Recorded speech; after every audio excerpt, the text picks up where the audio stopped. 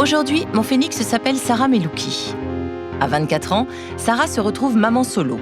Elle est persuadée que si elle veut un avenir, elle doit faire des études et tant qu'à faire, dans un domaine qui la passionne, la pharmacie. Seul souci, Sarah a un niveau CM2 et élève seule 4 filles. Avec une bourse étudiante et une détermination hors norme, Sarah retourne sur les bancs de l'école. Son phénix est en marche.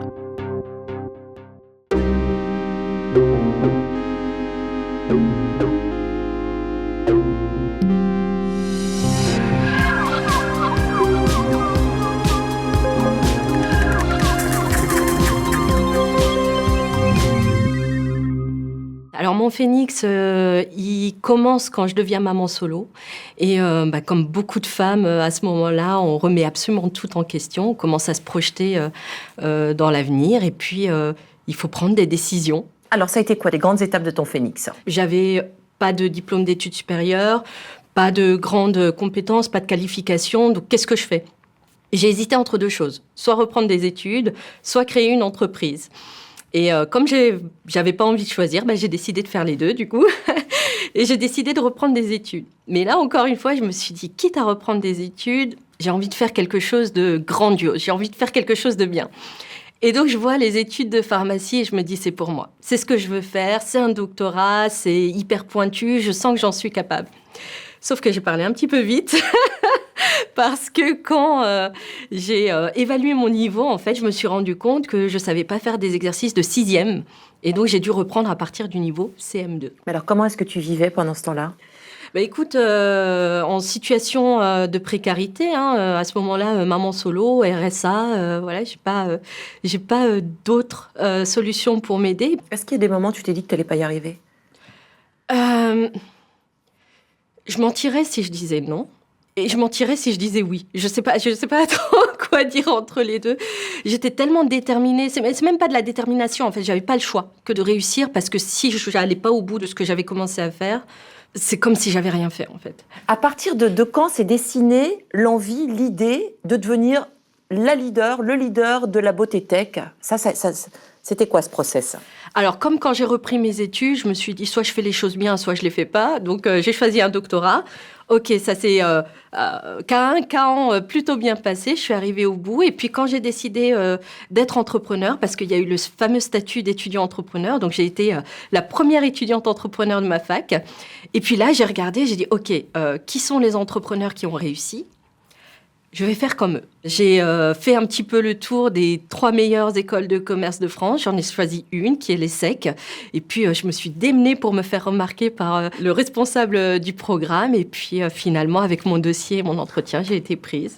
Et alors, tu as eu aussi des souvenirs à l'étranger quand tu étais étudiante ? Oui, alors, j'ai eu cette chance extraordinaire, avec l'ESSEC, du coup, de voyager à la Silicon Valley. Et la Silicon Valley, ça a été un moment très, très, très important pour moi parce que quand je suis allée là-bas, j'ai découvert des gens avec un tel niveau d'ambition.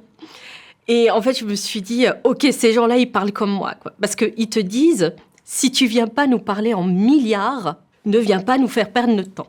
Et là, je me suis dit, mais c'est génialissime, quoi. C'est vraiment un niveau d'ambition sans limite. Et effectivement, ça a été un tournant pour moi parce que ça m'a complètement retourné le cerveau. En rentrant, j'ai dit à ma fille, j'ai dit, toi et moi, on va apprendre à coder et je vais faire une boîte tech. Mais je savais pas coder, quoi. Et le fait d'aller à la Silicon Valley et de voir des gens qui pensent que tout est possible, en rentrant, je me suis dit, OK, je vais le faire. Ça a été donc facile de monter ta société ? Rien n'est facile. Alors, raconte-moi comment ça s'est fait. Tu sors de tes études ou tu étais encore pendant les études ? Explique-nous. Pendant cette fameuse année que je fais à Centrale et à l'ESSEC, on travaille déjà sur un projet entrepreneurial, un vrai projet entrepreneurial. Et il y a ce fameux voyage à San Francisco qui arrive. Et en revenant, je me dis, OK, je vais faire ce projet que j'ai dans la tête depuis très longtemps, digitaliser le conseil personnalisé dans la beauté. Et on a décidé de s'attaquer à une des plus grosses problématiques du secteur, qui est de déterminer la carnation, déterminer la teinte de fond de teint. On sait à quel point c'est hyper compliqué.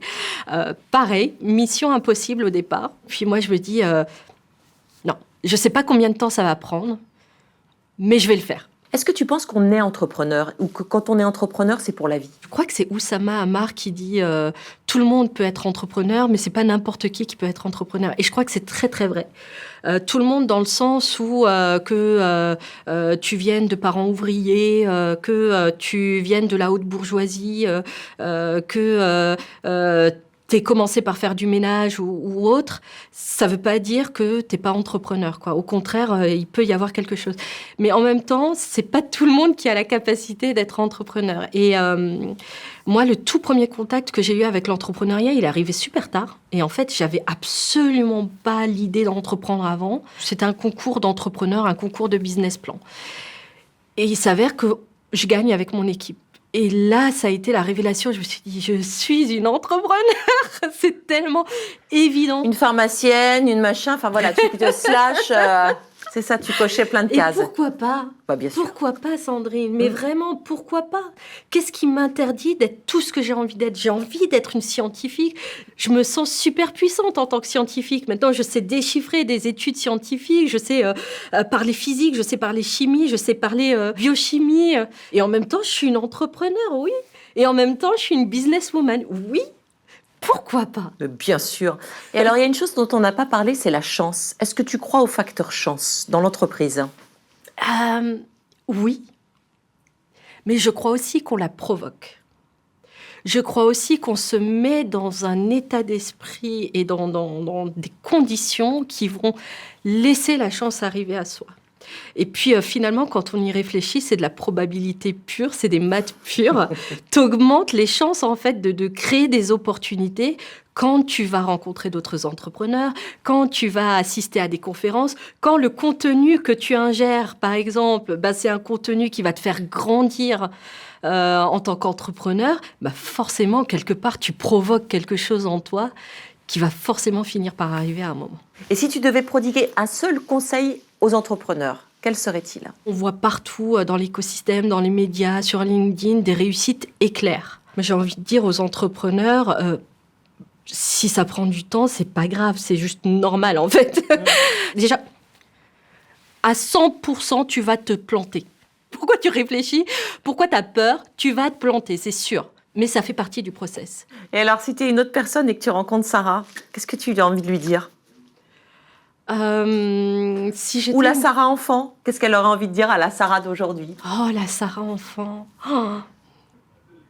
J'espère vraiment qu'elle est fière de moi. Parce qu'on a fait un sacré bout de chemin. Enfin, on a une aventure incroyable.